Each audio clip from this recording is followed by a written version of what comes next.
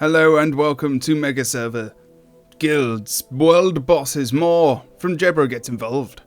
So basically, we are here again. The final couple of blog posts that have come out from ArenaNet. So the day is, I am doing this on the 4th, but the blog post came out on the 3rd. And I'm just kind of processing it and yeah, it's pretty good. It's not a massive amount of stuff. It was kind of sold as like, yeah, this is going to be a massive amount of information. It's not really. I mean, it affects one area of the game. It affects one game mode, really, in all honesty, and it affects larger guilds, which is really good for them. Maybe not so for the smaller guilds, but hopefully also they will be able to take part in a lot of the stuff. But I'm basically gonna go through it. So the first part of the first blog post I'm going to go through was the first part, which was the Megaserver system, the world bosses and events. I explained the Megaserver system in the last video, so hopefully you watched that. If you haven't, go watch that, then watch this. It'll make more sense. So at the moment there's timers on all the maps that are currently going on. So when the Megaserver comes in, basically he's going to open and close maps all the time. So that API kind of program information that was on websites before, which kind of gives you the details of all the PvE live events that are happening in areas, will not be able to be completely accurate because maps are going to continuously open and close, even though you will be put on maps which are have people from your home world. It won't be like a home world map, if you get what I mean. So you will need to actually I don't know, there's going to be a schedule which comes out which has all these events, but I'm going to go through that I do have like a set of notes which I'm going to go through it all exactly. So the API system isn't going to be that relevant anymore. The bosses will occur at a specific time, and it's actually on the blog post itself. I'll link it, and you can actually see there's a table. It looks quite nice. It looks quite well presented. So you will actually kind of almost be able to plan your day and even your evening in Guild Wars 2 with guildies and events, and it'll make it a lot easier to actually be like, yeah, okay, we can log into this map and we can go and do this world event in this zone, or like a lower world event, and it's quite cool. I mean, when it all comes into play and it happens over the whole of Tyrio, it's not going to happen on the 14th because the Megaserver is only working in levels 1 to 15 maps, and also the home cities and PvP areas. So you can test it up to that point, but hopefully by the end of the year they're saying that they want to get it across the whole world basically, which is pretty good. Also, there is the fact that the larger guilds are going to have access to this, the world bosses and that kind of content, pretty much whenever they want, as long as they've got it trained. And I will go through the exact prerequisites and how to activate that later on in this video. So the bosses that are going to be involved with those guild events are going to be Tukwot the Karka, and I do believe there is one more. It's the Great Jungle one. That's the one. So that's actually going to be one of those. Those 3 events are going to be accessible by guilds as well. So that's pretty good. I mean, it does mean that they can access that content, and it's going to be bringing more of a hardcore kind of PvE element into the actual game for them guys. In terms of kind of raid content and stuff, I don't see it being this very similar because it's not the same scale. Okay, it's just one fight and it's very difficult. It's nothing compared to a raid, but at the end of the day, it is bringing some of that kind of more difficult content in for guilds that are looking for a bit of a challenge. So that's good and that's fair enough. Whether or not people, I mean, it happens on the map as well. So I'm hoping that other people in the map can actually join in and they're going to get something from it as well. You don't get commendations or merits or anything like that for it. You just get the daily.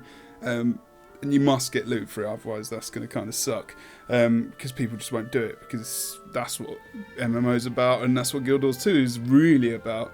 It's all about the loot, really, which is kind of unfortunate. So the way things are running, they want things to run when this all comes out and when it's all done and dusted, is that basically across all maps, like I said, it's every single boss is going to be on a timer. We have been kind of prepared for this with the way that the Lion's Arch events ran, the Tequatl events as well ran, because you knew what time they were happening. So the LA events would happen once every hour. So that was the destruction of LA one. And different ones like the Clockwork Night as well, that happened every hour. So we kind of already been prepared for this essentially as well, which is quite good. So they've actually kind of, weaned us onto the idea that this is something that's going to happen. And like I said, you can actually, plan your kind of Guild Wars 2 day. I've got a day off at work. I want to hit these bosses during the day because I like those fights the most, or I want to farm those the most because they're easier or tougher, or I want a challenge. And you can be like, yeah, I can do this event when I want because I know the time it's actually going to happen. I'd have to wait around or go around maps trying to search which one it's on, and it might be in an overflow and I won't be able to get there, and annoying. But that's pretty good. I mean, I don't mind that. I can actually just look at the thing and say, yeah, I'm going to go and farm that event. So there's going to be different world event classifications. There's going to be the hardcore one, which is kind of mega organized. It's going to be a standard world events, and there's going to be low level world events, which I guess are going to be the 1 to 15 map zones, or probably up to about 30, something like that. There will be new failure mechanics added to encounters as well.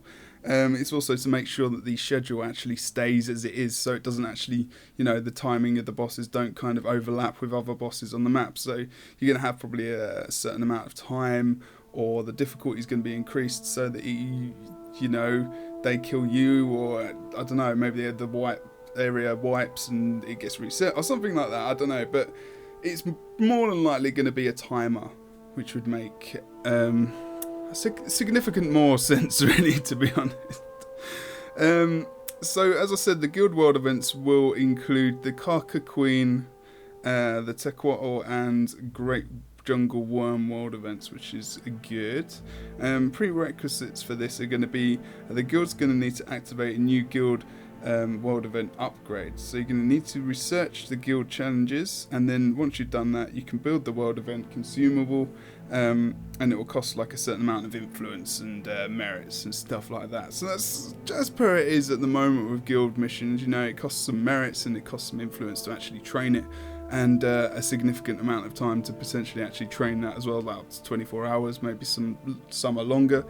So that's absolutely fine. Activation is the same. You go to that zone, you click the consumable, it activates, and the world event, I guess, it will pop up on that map, and then hopefully people can actually join you, and they can actually help you do that event. So that's quite good as well. So the only limitation, there's a couple of limitations, and the main one really is that it's not going to be rewarding any commendations or merits, which is really a bit crap. Because it's a big, massive event. It's not like, you can do some of the easier rushes, the guild rushes or the challenges and stuff, and you'll get merits and commendations. Yet for a big, massive world event fight that takes so much organisation to do, you're not going to get a commendation or merit? No, that makes no sense to me. So, okay, they need to fix that soon. They need to actually make sure that's going to happen. What they're thinking of is probably the fact that people are going to farm it, and they'll just do that once a day to get that sorted. So maybe that's what they're thinking. I'm not too sure, because you can choose which... Oh, I'm not sure if you can choose. I guess you can just choose exactly which one you can do as well, because you don't get much choice in the guild missions. It's very random. So maybe that's what's going to happen. Maybe they'll make it random, or because if you go to that actual zone, maybe you're actually going to queue up a specific world event. So they've not been completely... they've not told us all the details of it exactly, so hopefully that'll come up in the Ready Up show. The cross-map world states, so states of the maps won't be accurate, as I did say before. You need to port into the actual map to actually see the state of the waypoints, the zone events, and all that kind of stuff. The champs will pop up still at the same time. Sorry, the world events will pop up at the same time. But all the events, you need to make sure that you're in the zone to actually see that they're actually up. So whether or not you can port into the zone wherever, I think. But then that waypoint might be contested. You won't be able to use that, of course, to get back when you're back in the actual map itself. You won't actually be able to tell if a dungeon's open unless you're actually in the map itself as well. Whereas now you can actually see if the waypoint's open next to the dungeon, say in Fireheart Rise with Koth, Sidor Flame, sorry. If that waypoint's open, then the dungeon's open. You won't be able to see that until you're actually in the map. So that's going to be quite an interesting change. They're saying it's kind of impossible for them to be able to make the maps accurate, so I guess that's just the way it is. It kind of brings another sink into money as well, because you're going to have to waypoint around quite a lot, which is going to be quite interesting.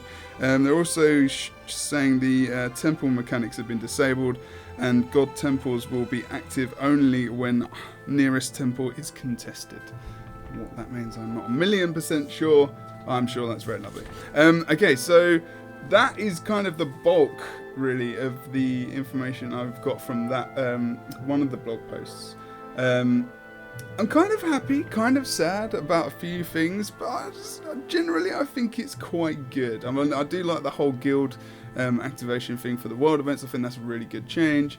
I think that's going to be quite fun as well to do as a guild. It actually will probably encourage a lot of cross-guild kind of working together and just trying to get these world events done. And I think it will actually kind of build up the community spirit quite well as well, and also guilds cross home worlds as well. Maybe if they can get on the same server, that will help them to kind of get to know each other and stuff like that. So it's actually quite good.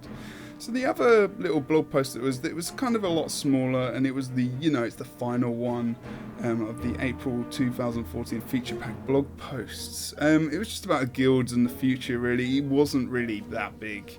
It wasn't a massive amount of information. It was just kind of saying that the end goal to try and get all this stuff with guilds across maps and whatnot was towards the end of December, towards the end of the year, sorry.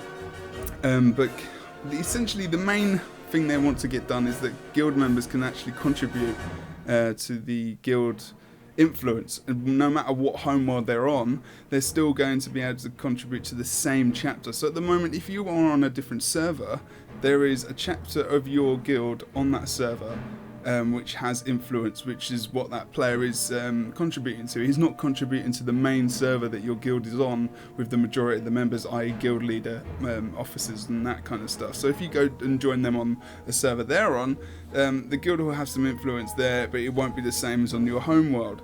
But they're actually going to change it so that no matter which map you're on or home world, you will be contributing to that. But obviously there's things like World v World and events like that which they need to kind of take into account as well. So I'm not sure how they're going to manage that. So it's going to be very interesting, kind of challenging for them to actually do and to think about.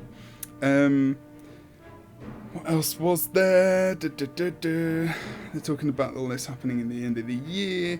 They're also talking about, so the guild maximum capacity will remain at 500, even though it will be cross maps and cross worlds and whatnot, which I think is also a good idea. You don't want to get into those guild situations where you're like plus 1,000 guildies, like in World of Warcraft or something like that, which is kind of, just a bit destructive to that community spirit, really, because you're not going to get to know people. I would have even said that even if your guild is plus like 40, 50 people, you getting to know your whole community is a very, very difficult thing. I actually dislike being in a guild of over 30 people or so, because it makes, especially my life as a guild leader, very, very difficult. Finally, I'm just going to talk about quickly World v World. World v World is still going to have the whole home world maps, because if they took that out, people could just wander off to everywhere else, and the tournament would be pointless. Everything would be pointless in World v World, and it would not be relevant. So they need to have that home world kind of designation for players, so they can actually have some kind of competition, and it's worth doing, So the transfers that are coming up at the moment, literally, I mean, at the moment, all it is if you want to go to somewhere and do World v World, that is where your choice is going to be. It's just going to be for World v World, pretty much home world servers at the moment. But basically, I think there's going to be some more details on Ready Up. I'm going to leave it there for today. That is the final blog post that they're going to be releasing for the April 2014 feature pack, I hope, as well. Although I will try and bring you some more information as soon as I get it, or hear anything that I'm allowed to talk about. But basically, thank you very much for watching this kind of series of videos. I'm going to try and keep doing some blog posts or whenever they release articles, or even about living world events and such like that. But if you've enjoyed this, chuck me a like and a comment as well. Don't forget to keep subbed. I do run a 800 gem competition per week. Also, I do run it on my Twitter, which is @JebDan. You can donate and everything below in the comments as well. Thank you very much. Keep supporting, keep staying tuned to what I'm doing on the SPVP side, build side and everything. And I'll be releasing loads of new content, especially when the new patch comes out, because there's going to be loads of new sigils, builds, traits, everything. So there's going to be loads of content coming out as we head past Easter. So guys, thank you for getting involved again. And I'll see you very soon. Cheers. Bye bye.